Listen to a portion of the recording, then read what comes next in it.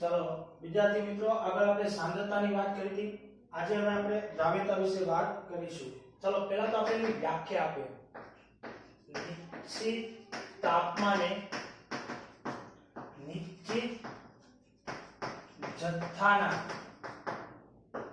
દ્રાવકમાં દ્રાવ્યનો મહત્તમ જથ્થો ઓગાળીએ તેને દ્રાવ્યતા કહે છે તેને દ્રાવ્યતા કહે છે હવે દ્રાવ્યનો કેટલો જથ્થો ઓગળશે ને એમનો આધાર ત્રણ પરિબળો ઉપર હોય કેટલા પરિબળો ઉપર હોય ત્રણ પરિબળો હોય તેને અસર કરતા પરિબળોની વાત કરીએ તો પહેલું પરિબળ છે દ્રાવ્ય અને દ્રાવકના સ્વભાવ ઉપર એનો સ્વભાવ કેવો છે ને એના ઉપર ડિપેન્ડ કરે છે બીજું પરિબળ છે તાપમાન અને ત્રીજું પરિબળ છે દબાણ આ ત્રણ પરિબળો ઉપર એ આધાર રાખે છે હવે આ ત્રણ પરિબળોને આપણે દ્રાવ્યતા પર કઈ રીતે અસર કરે છે ને એ સમજવાના છે તો આપણે તો આ ચેપ્ટરમાં ખાસ કરીને પ્રવાહી દ્રાવકમાં ઘન અને વાયુ દ્રાવ્યની વાત કરવાની છે દ્રાવક તરીકે પ્રવાહી લેશું અને દ્રાવ્ય તરીકે ઘન અને વાયુ લેશું તો દ્રાવણ તો કેવા બનશે પ્રવાહી દ્રાવણ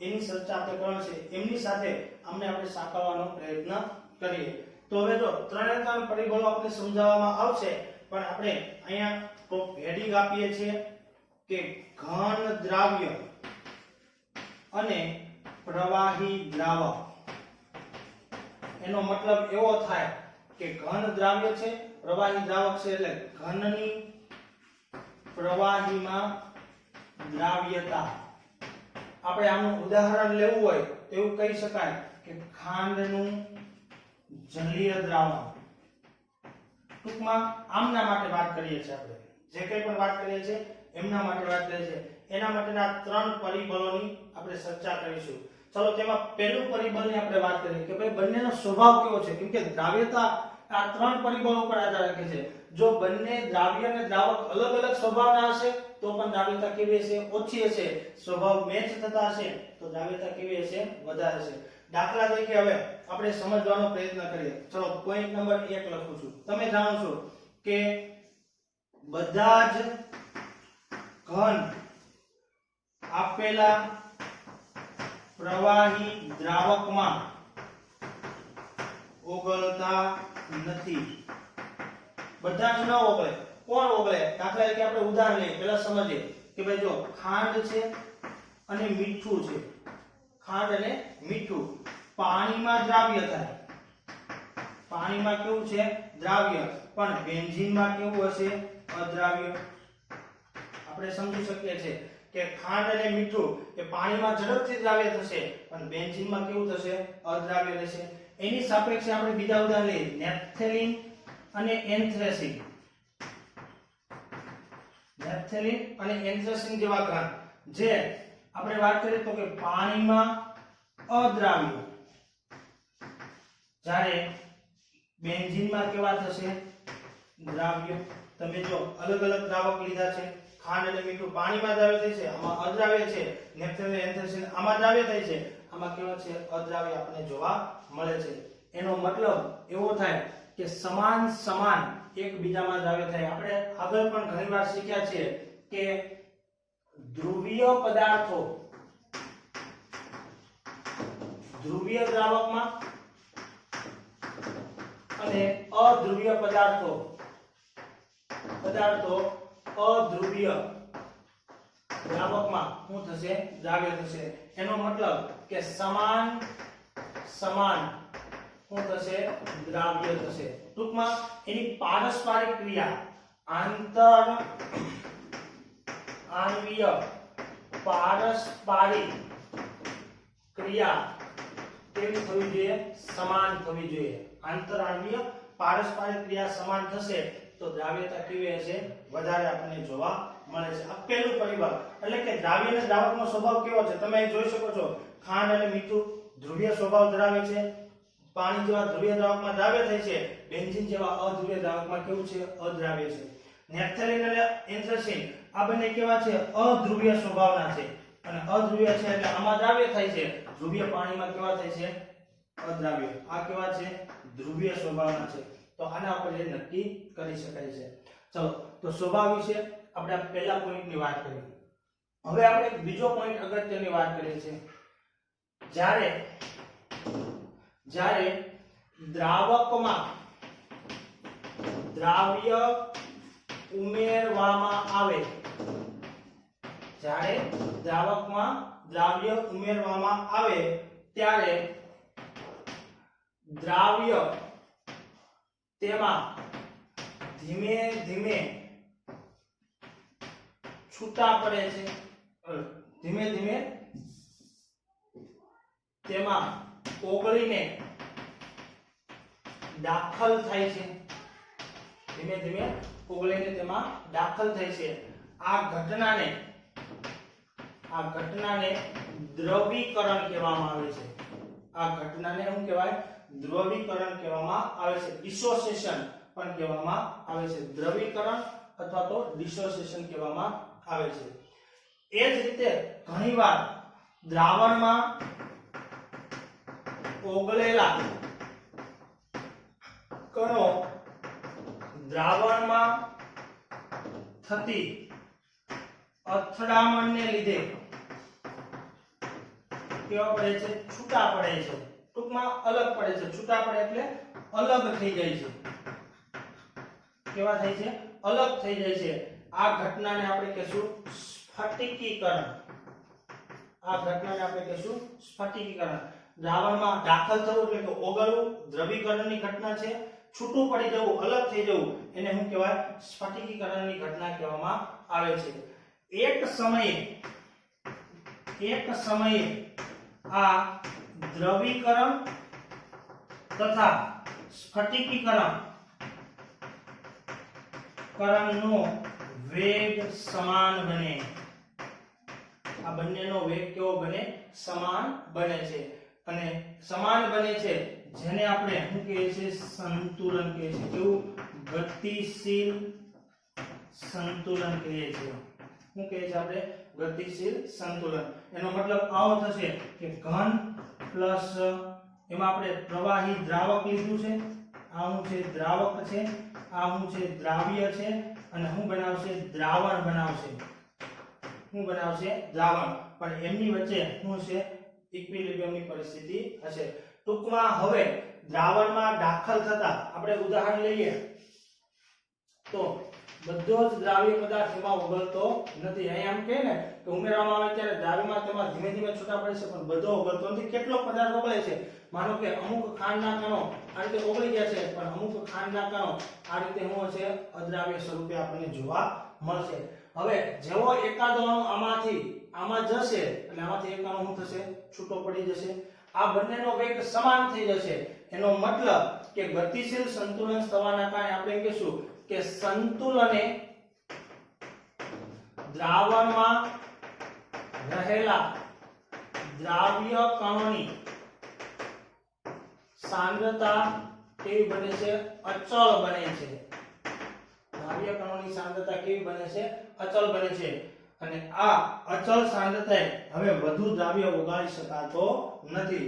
માટે આપણે અહીંયા વ્યાખ્યા આપીએ છીએ કે આપેલા તાપમાને સંતુલન પરિસ્થિતિમાં વધુ દ્રાવ્ય ઓગાળી ન શકાય તેને સંતૃપ્ત દ્રાવણ કહેવાય. સેચ્યુરેટેડ સોલ્યુશન કહેવામાં આવે છે. અને કેવું દ્રાવણ કહીશું?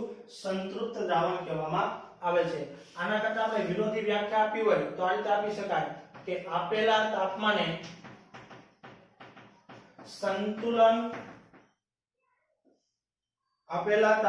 સંતુલન શબ્દ નહીં આવે કેમ કે તો વધારે દ્રાવ્ય. આપેલા તાપમાને જો દ્રાવકમાં વધુ દ્રાવ્ય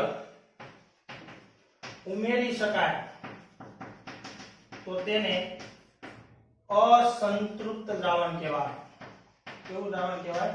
અસંતૃપ્ત દ્રાવણ કહેવામાં આવે છે. તો એને આપણે અસંતૃપ્ત દ્રાવણ તરીકે ઓળખી શકીએ છીએ. ઓકે, તો સંતૃપ્ત દ્રાવણની પરિસ્થિતિ એવી છે કે એમાં આપણે વધુ દ્રાવ્ય ઓગાળી શકાતો નથી. હું તમને એક બેસ્ટ ઉદાહરણ આપું.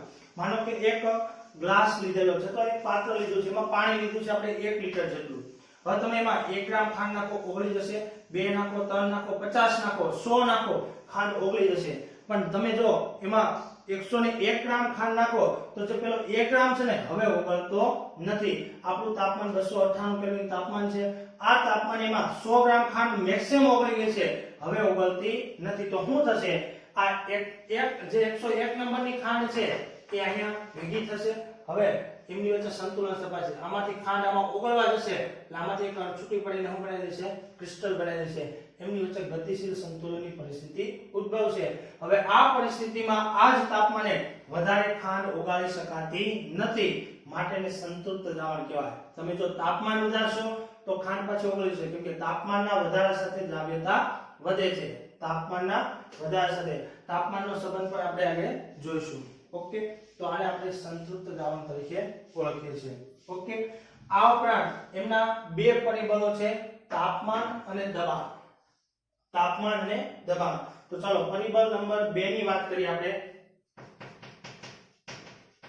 તાપમાન.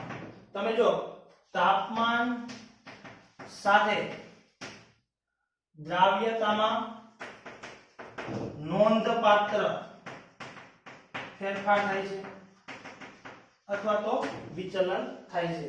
અને જો આપણે સંતૃપ્ત દ્રાવણ અને દ્રાવ્યતાની જો વાત કરી હોય તેમાં સંતુલન છે, અને સંતુલન હોય તો આપણે લસેટરનો સિદ્ધાંત લાગુ પાડી શકીએ. એટલે જો લસેટેરિય ના સિદ્ધાંત અનુસાર હવે પ્રક્રિયા બે પ્રકારની હોય. તમે જાણો છો કે વિલયન, તમે જો અહીંયા આપણે શબ્દ વાપરો છો ને દ્રવીકરણ, અથવા તો એને વિલયન પણ કહેવાય.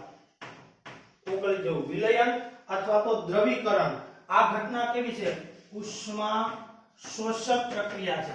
અને ઉષ્મા શોષક પ્રક્રિયા હોય તો ડેલ્ટા સોલ્યુશન H એ કેવું હશે? તો કે ગ્રેટર ધેન 0, એટલે કે 0 કરતા કેવું હશે? વધારે, ટૂંકમાં ધન મૂલ્ય હશે. અને તમે જાણો છો કે શોષક પ્રક્રિયા હોય તો તાપમાનનો વધારો ફાયદાકારક છે. લસેટરનો સિદ્ધાંત કહે ને કે ભાઈ જો શોષક પ્રક્રિયા છે, ઉષ્મા આપશું તો આમને મળશે પ્રક્રિયા કઈ દિશામાં જશે? પુરોગામી, તો વધુ દ્રાવ્ય ઓગળશે. એટલે આપણે કહીશું તાપમાન નો વધારો, અહીંયા હું ઇન્ક્રીઝ દર્શાવું છું. તાપમાન વધે તો દ્રાવ્યતા વધે. દ્રાવ્યતામાં શું થાય? વધારો. એ જ પ્રમાણે જો સ્ફટિકીકરણની વાત કરીએ, તો પ્રક્રિયા કેવી છે? ઉષ્મા શેપક. કેવી હશે? શેપક. ડેલ્ટા સોલ્યુશન H એ કેવું હશે? તો કે લેસ ધેન 0, એટલે કે ઋણ મૂલ્ય હશે. તો આના માટે આપણે કહીશું કે તાપમાન વધે તો દ્રાવ્યતા ઘટે. દ્રાવ્યતા શું થશે? ઘટે, ડાઉન થશે. કેમ કે શેપક પ્રક્રિયા હશે તો આ બાજુથી પ્રક્રિયા કેવી હશે? આ બાજુ છે. ઓલ ઓવર કેવા પ્રકારની પ્રક્રિયા છે એના પર નક્કી કરી શકાય. ઓલ ઓવર જો શોષક પ્રક્રિયા છે તો તાપમાનનો વધારો અનુકૂળ હશે, શેપક પ્રક્રિયા છે તો તાપમાનનો ઘટાડો અનુકૂળ હશે. તો તાપમાનની આવી અસરો આપણને જોવા મળશે. હવે આપણને ત્રીજું પરિબળ આપ્યું છે દબાણ. ત્રીજું પરિબળ આપણને આપ્યું છે દબાણ. સામાન્ય રીતે દબાણની દ્રાવ્યતા ઉપર કોઈ અસર થશે નહીં. શા માટે નહીં થાય? કારણ કે આપણે અહીંયા જે વાત કરી છે ઘન દ્રાવ્યની વાત કરી છે, અને તમે જાણો છો કે ઘન દ્રાવ્ય છે અને પ્રવાહી દ્રાવક છે. તો ઘન દ્રાવ્ય અને પ્રવાહી દ્રાવક ઉપર દબાણની અસર કેવી હોય છે? નહિવત હોય છે. કેમ કે ઘન અને પ્રવાહી આની અસર નહિવત હોય. શું કામ? કારણ કે એમાં વપરાતા ઘન અને પ્રવાહી આ બંને કેવા છે? અસંકોચનીય છે. આ બંને કેવા છે? અસંકોચનીય છે. દબાણ વધારશો તો એમાં કોઈ ફરક પડવાનો નથી. એટલે ઘન અને પ્રવાહી માટે દબાણની અસર નહિવત ગણવામાં આવે છે. પણ જો આની આ વસ્તુ જ્યારે વાયુ દ્રાવ્ય આપણે લેશું, કેવું દ્રાવ્ય લેશું? વાયુ દ્રાવ્ય. તો વાયુ દ્રાવ્ય ઉપર દબાણની અસર થતી આપણને જોવા મળશે. તો એનો આપણે અભ્યાસ કરીશું. ઓકે, તો આ પહેલો પોઈન્ટ છે ઘન દ્રાવ્ય માટે. હવે એવું જ આપણે વાયુ દ્રાવ્ય માટે વાત કરીશું અને એના માટે હેનરીના નિયમનો અભ્યાસ કરીશું. ઓકે, ચાલો હવે આપણે વાયુની પ્રવાહીમાં દ્રાવ્યતા એમના વિશે વાત કરીએ. દ્રાવ્ય તરીકે વાયુ, દ્રાવક તરીકે પ્રવાહી. તેનું ઉદાહરણ છે CO2 પ્લસ પાણી, સોડા વોટર, H2S જળ, Cl2 જળ વગેરે ઉદાહરણો લઈ શકીએ. ચલો તો આપણે જાણીએ છીએ કે ઘણા વાયુ પાણીમાં ઓગળે. આપણે એના ઉદાહરણ લઈએ. પહેલું ઉદાહરણ છે, તમે જો ઓક્સિજન જળમાં ઓછી માત્રામાં ઓગળે જે જળચર પ્રાણી માટે ઉપયોગી છે. તમે જાણો છો કે કેટલાક જળચર સજીવો પાણીમાં ઓગળેલા ઓક્સિજનનો શોષણમાં શું કરે છે, ઉપયોગ કરે છે. કેટલીક માછલીઓ એને ઉપયોગ કરે છે, ઝાલરની મદદથી કરી શકે છે. આ ઉપરાંત તમે જો HCl વાયુ પાણીમાં સંપૂર્ણ દ્રાવ્ય થાય. શું થાય છે? સંપૂર્ણ દ્રાવ્ય થાય છે. તો વ્યવહારમાં જોવા મળતા ઉદાહરણ છે. હવે આ જે દ્રાવ્યતા છે એ દ્રાવ્યતા પર દ્રાવ્ય અને દ્રાવકનો સ્વભાવ તો અસર કરે છે કે ધ્રુવીય પદાર્થો ધ્રુવીય દ્રાવકમાં, અધ્રુવીય પદાર્થો અધ્રુવીય દ્રાવકમાં. તમે જો ઓક્સિજન કેવો છે? અધ્રુવીય છે, એટલે ધ્રુવીય પાણીમાં કેવો થાય છે? ઓછો દ્રાવ્ય થાય છે. HCl ધ્રુવીય છે તો પાણી ધ્રુવીય દ્રાવકમાં કેવો થાય છે? વધારે દ્રાવ્ય. પણ આ દ્રાવ્યતા તાપમાન અને દબાણ ઉપર પણ આધાર રાખે છે. તાપમાન ને દબાણ ની અસર. તાપમાનની અસર તો આપણે શીખ્યા છે એ જ આવશે કે ભાઈ સંતુલન સપાય એટલે લસટના સિદ્ધાંત મુજબ સેપક પ્રક્રિયા કે શોષક પ્રક્રિયા એના આધારે નક્કી કરી શકાય. પણ મહત્વનું પરિબળ છે દબાણ, જે ઘન દ્રાવ્યને નતું લાગુ પડતું પણ વાયુ દ્રાવ્યને આપણે લાગુ પાડી શકીએ. તો દબાણની આપણે ખાસ વાત કરીશું. સામાન્ય અભ્યાસ એવું દર્શાવે છે કે દબાણના વધારા સાથે દ્રાવ્યતા વધે છે. ઇન શોર્ટ, દ્રાવ્યતા ચલે છે દબાણ. દ્રાવ્યતા ચલે છે દબાણ. તાપમાન સાથે કેવો સંબંધ હતો? તો કે ઈ પ્રક્રિયાના પ્રકાર ઉપર ડિપેન્ડ કરે છે. જ્યારે આના માટે આપણે કમ્પલસરી કહી શકશું કે દ્રાવ્યતાનો આધાર દબાણ સાથે કેવો સંબંધ ધરાવે છે? સમપ્રમાણનો સંબંધ ધરાવે છે. ચાલો હવે એને આપણે સમજવું છે ને તેના માટે આપણે એક ઉદાહરણ લઈશું. ચાલો એક હું પાત્ર લઉં છું. આ એક પાત્ર છે. હવે આ પાત્ર છે ને એમાં મેં એટલું પાણી ભરી દીધું છે. આ પાણી ભરી દીધું છે. એમાં કેટલાક દ્રાવ્યના કણો છે જે દ્રાવણની અંદર રહેલા છે. દ્રાવણની અંદર રહેલા છે. હવે આ પાત્રને બંધ કરી દીધું છે અને એના પર ચોક્કસ દબાણ લગાડ્યું છે જેને આપણે કહીશું W1. બરાબર. અહીંયા કેટલાક વાયુના અણુ ઉપરના પાત્ર બંધ હોવાના કારણે ઉપરના ભાગે શું થશે? એકત્ર થશે. એટલે તમે જો કે આ વાયુ છે અને આ ઓગળેલા વાયુ છે. ટૂંકમાં માનો કે કાર્બન ડાયોક્સાઇડ પાણીમાં દ્રાવણ બને તો કાર્બન ડાયોક્સાઇડ આમાં ઓગળેલો છે અને ઉપરના ભાગે આપણે જોવા મળશે. આનું તાપમાન માની લો કે T1 કહી દઈએ આપણે. બરાબર. અને આનું દબાણ છે અત્યારે કેટલું છે? તો કે P1. આ પહેલી પરિસ્થિતિ છે. આકૃતિ નંબર A. આકૃતિ નંબર A. હવે તમે જો કે આમની અંદર સંતુલન સ્થપાયેલું છે. કેવું સંતુલન? તો કે એક કણ જેવો ઉપર જશે એવું જ ઉપરથી એક કણ ક્યાં આવી જશે? નીચે આવી જશે. એટલે ઉપર જતા આમની વચ્ચે શું હશે? ગતિશીલ સંતુલન હશે. ગતિશીલ સંતુલન હશે. અને ગતિશીલ સંતુલને ઉપર રહેલા અણુની સંખ્યા અને દ્રાવણમાં રહેલા અણુની સંખ્યા કેવી થઈ જશે? અચળ થઈ જશે. કેમ કે કોઈ પણ દ્રાવ્ય સંતુલને એક પરિબળ કેવું હશે? મેઝરેબલ પ્રોપર્ટી થઈ જશે. અને આમની અંદર આ જે સાંદ્રતા છે, ઉપર વાયુની સંખ્યા છે, એ તો કેવી થઈ જવાની છે? અચળ સંખ્યા થઈ જવાની છે. પરિસ્થિતિ નંબર 1. હવે આપણે શું કરીએ છીએ? તો કે તાપમાન તો T નું T જ રહેવા દઈએ છીએ. માનો કે T તાપમાન લીધું છે તો અહીંયા આપણે T તાપમાન લઈએ તો T1 તો T1. પણ દબાણ P1 માંથી શું કરીએ છીએ? આપણે P2 કરીએ છીએ. એની જ પરિસ્થિતિ છે. પણ દબાણ વધારવા માટે આપણે શું કરશું? તો કે એનું સ્પેસ ઘટાડશું. તમે જો અહીંયા હું 1 2 અને 3 આવા W મૂકી દઉં છું, વજન મૂકી દઉં છું, જેના કારણે જો સ્પેસ ઘટે છે. આપણે જાણીએ છીએ કે દબાણ વાયુ ઉમેરીને પણ વધારી શકે અથવા તેનું કદ ઘટાડીને પણ કરી શકાય. અહીં મેં કદ ઘટાડ્યું છે. હવે ઓલરેડી તમે જો કે આમની અંદર આ અંદર રહેલા અણુ હતા. હવે અહીંયા જે ઉપરના ભાગમાં અણુ હતા એ બધા અહીં એકત્ર થયેલા હશે. આ ઉપરના ભાગના અણુ હશે આ ઉપરના ભાગના અણુ છે અને બાકીના દ્રાવણના છે. તો મને કહો કે અહીંયા એકમ કદ દીઠ એટલે આપણે એમ કહીશું કે આકૃતિ 2 માં આકૃતિ B માં એક પ્રતિ એકમ અણુઓની સંખ્યા ઉપરના ભાગમાં વધે છે, તેથી અથડામણ વધે અને તમે જાણો છો કે અથડામણ વધશે એટલે દ્રાવણમાં દાખલ થતા અણુની સંખ્યા વધે અને દ્રાવણમાં દાખલ થતા અણુની સંખ્યા વધે તો મને કહો કે દ્રાવ્યતામાં શું થયું કહેવાય? વધારો થયો કહેવાય, કેમ કે આપણે દબાણ વધાર્યું છે. તમે જો આકૃતિ 1 કરતા આકૃતિ 2 માં આપણે સ્પેસ ઘટાડી દીધી, અથડામણની સંખ્યામાં વધારો થશે. જેટલી અથડામણ વધારે થશે એટલું દબાણ વધારે છે, એટલે અંદર દાખલ થતા અણુની સંખ્યામાં શું થશે? વધારો. જેટલા અણુ વધારે દાખલ થશે એટલી દ્રાવ્યતા શું થશે? વધશે. આ રીતે આપણે કહી શકીએ કે દબાણના વધારા સાથે દ્રાવ્યતામાં શું થાય છે? વધારો થતો જોવા મળે છે. તો આના પરથી આપણે તારણ તો કાઢી લીધું અથવા તો નિષ્કર્ષ પણ કાઢી લીધો, પણ આની સમજૂતી આપણે હેનરી નામના વૈજ્ઞાનિકે આપી છે. કોણે આપી છે? હેનરી નામના વૈજ્ઞાનિકે આપી છે. માટે આપણે હવે એમ કહેશું કે પ્રવાહી દ્રાવકમાં વાયુની દ્રાવ્યતા તથા દબાણ વચ્ચેનો જથ્થાત્મક સંબંધ સૌપ્રથમ હેનરી આપ્યો.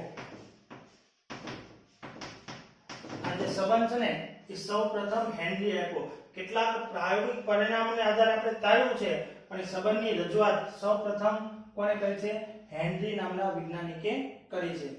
તો ચલો એનું નિવેદન શું હતું? એમની જે વાત હતી ને એ કંઈક આવી હતી: આપેલા તાપમાને, તાપમાન તો કેવી છે? અચળ રાશિ છે, કેમ કે દ્રાવ્યતા પર અસર કરતા પરિબળો તાપમાન, દબાણ અને દ્રાવ્ય દ્રાવકનો સ્વભાવ. તો જ્યારે આપણે એક પરિબળની વાત કરતા હોય તો બાકીનાને કેવા રાખવા પડે? અચળ. તમે જો દબાણ નામના પરિબળની ચર્ચા કરીએ છીએ તો તાપમાનને સ્વભાવ કેવો રાખવો પડશે? આપણે અચળ. આપેલા તાપમાને પ્રવાહી દ્રાવણમાં વાયુની દ્રાવ્યતા એ દ્રાવણની સપાટી પર એકત્ર થયેલા વાયુના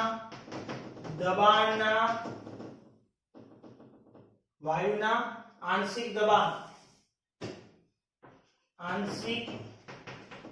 દબાણના સમપ્રમાણમાં હોય. હવે મને કહો કે આ વિધાનનો કહેવાનો મતલબ શું છે?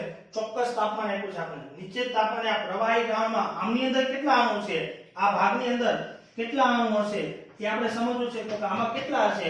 તો કે પ્રવાહી દ્રાવણમાં વાયુની દ્રાવ્યતા એ દ્રાવણની સપાટી પર આ જે અણુઓ છે ને એ અણુના આંશિક દબાણ ઉપર હોય. જેટલું આંશિક દબાણ એનું વધારે છે એટલા દાખલ થતા અણુ કેવા હશે? વધારે છે. કેવો સંબંધ છે? સમપ્રમાણનો સંબંધ છે. કેવો છે? સમપ્રમાણનો સંબંધ છે.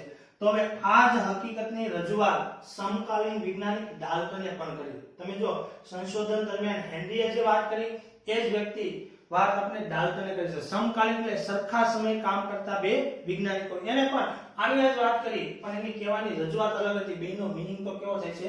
સરખો થાય છે. એટલે આપણે એમ કહીશું કે સમકાલીન વૈજ્ઞાનિક ડાલ્ટને કહ્યું કે પ્રવાહી દ્રાવણમાં વાયુની દ્રાવ્યતા એ વાયુના આંશિક દબાણનો અવયવ છે.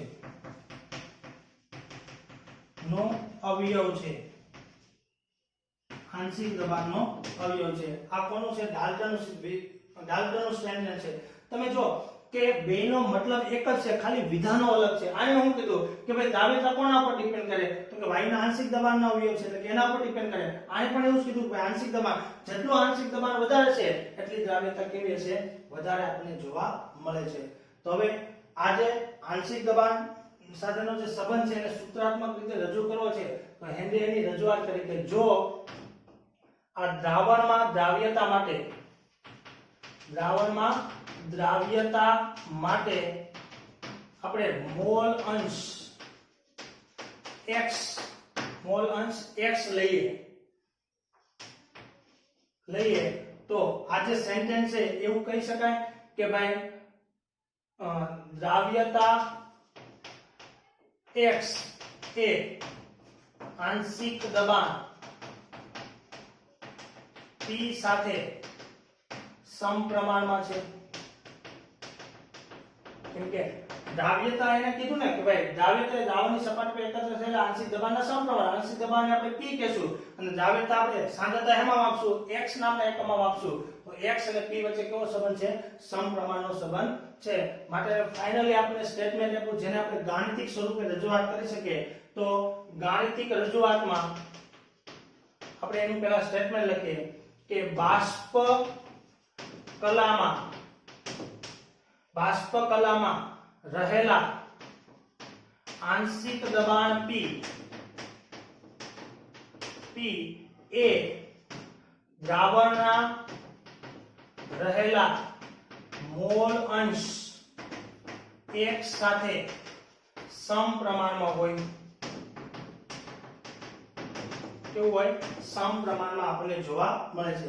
બાષ્પ કલામાં રહેલું આ P, દ્રાવણમાં રહેલું x. તમે જો કાર્બન ડાયોક્સાઇડ દ્રાવ્ય છે ને આમાં જે હશે એને આપણે x કહેશું, ઉપર છે ને આપણે શું કહેશું, P કહેશું. તો આના પરથી આપણે સૂત્ર લખી શકીએ કે ભાઈ P ચલે છે x.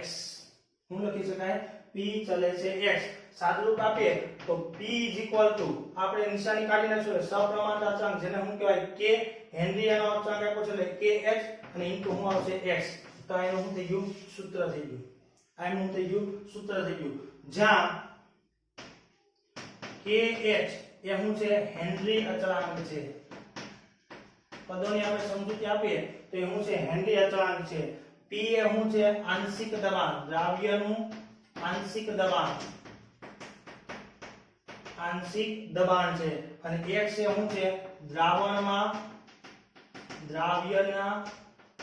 દ્રાવ્યની સાંદ્રતા અથવા તો શું છે, દ્રાવ્યતા છે.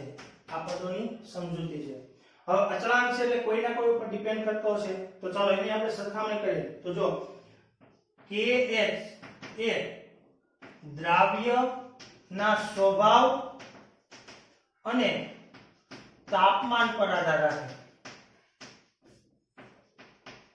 બે બાબતો ઉપર આધાર રાખે, દ્રાવ્યના સ્વભાવ અને તાપમાન ઉપર આધાર રાખે છે. ચાલો તો દ્રાવ્યના સ્વભાવની આપણે વાત કરીએ તો આપણે એમ કહી શકશું કે જો સ્વભાવ પર ડિપેન્ડ કરતો હોય તો જુદા જુદા વાયુના કેસ કેવો હોય, જુદા જુદા હોય. એટલે આપણે એમ કહીશું કે અચળ તાપમાને જુદા જુદા વાયુના કેસ જુદા જુદા હોય. અચળ તાપમાને જુદા જુદા વાયુના કેસ કેવા હોય, જુદા જુદા હોય. દાખલા કે 298 કેલ્વિન તાપમાને નાઇટ્રોજન અને ઓક્સિજનના કેચ કેવા છે, જુદા જુદા છે. કેમ કે એના સ્વભાવનું પરિબળ છે, એના સ્વભાવ પર આધાર રાખે છે. એટલે જો વાયુ બદલાશે તો કેચ પણ બદલાશે. હવે આપણે એમ કહીશું કે એક જ વાયુ માટે તાપમાન બદલાય તો kh પણ બદલાય. તમે જો વાયુ એકલો એક જ લેશું તો એમના માટે એક જ તાપમાન બદલાશે તો kh પણ બદલાશે. દાખલા કેવો કે ભાઈ ઓક્સિજન 293 કેલ્વિન તાપમાને અને 298 કેલ્વિન તાપમાને kh ના મૂલ્ય કેવા હશે, જુદા જુદા આપણને જોવા મળશે. અને એના માટે આપણે એમ કહેશું કે જો kh આના પરથી કહી શકાય kh વધે તો દ્રાવ્યતા ઘટે. સીધી વાત છે. કેમ કે જો આ વધશે તો આ બેનો ગુણાકાર તો આના જેટલો છે એટલે આ ઇન્ક્રીઝ થશે તો આને શું થવું પડશે, ડિક્રીઝ થવું પડશે. કેમ કે બેનો ગુણાકાર તો કેવો છે, અચળ છે. kh વધે તો હંમેશા દ્રાવ્યતા ઘટે. માટે આપણે એમ કહીશું કે તાપમાન સાથે તાપમાન વધે તો kh વધે, તાપમાન વધે તો kh વધે તો શું થશે? દ્રાવ્યતા ઘટે. તાપમાન વધે તો kh વધે તો દ્રાવ્યતામાં શું થશે? ઘટાડો થતો જોવા મળશે. તો તાપમાનનો સંબંધ પણ આપણે મળી ગયો કે વાયુમય દ્રાવ્યમને જ્યારે તાપમાન આપવામાં આવે તો દ્રાવ્યતામાં હંમેશા ઘટાડો થાય. તમે જો કે સોડા બોટલને આપણે ગરમ કરીએ તો શું થશે? તો કે એમાંથી વાયુના અણુ જે દ્રાવ્ય હશે એ શું થશે? ઉડી જશે. દ્રાવ્યતામાં શું થશે? ઘટાડો.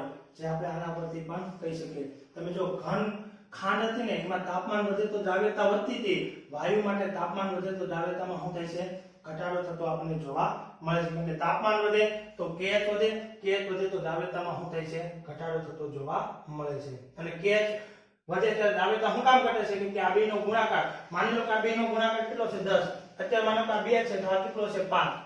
2 × 5 એટલે કેટલું છે? 10. તો માની લો કે આ 5 થાય તો આને કેટલું થવું પડે? 2. દ્રાવ્યતામાં શું થાય? દ્રાવ્યતા એટલે શું છે? આપણું x. દ્રાવ્યતા એટલે આપણે શું છે? x. આ રીતે આપણે કહી શકીએ છીએ. ઓકે, ચલો હવે આમની એક છેલ્લી આપણે વાત આપી છે આલેખ. આલેખની વાત કરીએ. ચલો હવે આ પ્રશ્નનો છેલ્લો પોઈન્ટ છે એમનો આલેખ. તમે જો આ સમીકરણને y બરાબર mx c સાથે સરખાવી શકીએ તો આપણે આ રીતે આલેખ દોરીએ તો x અક્ષ ઉપર આપણે શું લેશું? તો કે દ્રાવ્યતા. કેમ કે x આ દ્રાવ્યતા કોણ છે? મોલેન્સમાં. અહીં આપણે ઉદાહરણ આપ્યું છે સાયક્લો હેક્ઝેનમાં HCl દ્રાવ્ય, અને આપણે એમાં લેશું? મોલેન્સમાં લેશું. મોલેન્સ 0.01 0.02. મોલેન્સ ટોટલ કેટલો હોય? 1 હોઈ શકે. પછી y અક્ષ ઉપર કોણ છે? તો કે p, જેને આપણે કહીશું આંશિક દબાણ. આંશિક દબાણ p. આંશિક દબાણ p વડે આપણે દર્શાવી શકીએ છીએ. તો આ y અક્ષ અને આ કેવું છે? x અક્ષ. હવે તમે જો કે એમની અંદર આંતરછેદ c નથી, માટે આલેખ આપણે કેવો મળશે? સીધી રેખાના સમીકરણનું પાલન કરે છે અને ઓરિજિન માંથી શરૂ થાય છે.